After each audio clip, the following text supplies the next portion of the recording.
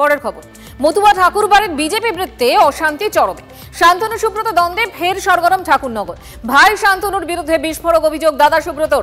লোভ, ক্ষমতার দম্ভে অন্ধ শান্তনু। বিজেপিকে ব্ল্যাকমেল করে কেন্দ্রের মন্ত্রিত্ব পেয়েছেন তিনি। তৃণমূলে যাওয়ার ভয় দেখিয়ে বিজেপিকে ব্ল্যাকমেল। বিস্ফোরক অভিযোগ বিজেপি বিধায়ক সুব্রত ঠাকুরের। রাজনৈতিকভাবে সরিয়ে দেওয়ার চেষ্টা করছেন। গাইঘাটায় স্ত্রীকে ভোটে দাঁড় করাতে চাইছেন শান্তনু, অভিযোগ সুব্রত ঠাকুরের।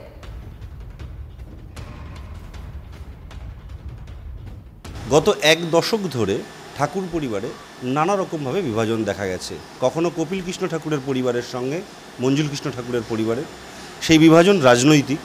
আবার এখন প্রকাশ্যে এসেছে সুব্রত ঠাকুর বিজেপির বিধায়ক এবং শান্তনু ঠাকুর বিজেপিরই এমপি, এই দুই ভাইয়ের মধ্যে কেন এই বিভাজন? যখন লোভ আর ক্ষমতার দম্ভ অহংকার যখন বেড়ে যায় তখন মানুষ এরকম বিহেভ করতে পারে। 100% প্রোপাগান্ডা আগেও আমার নামে এরকমভাবে ছড়িয়েছে।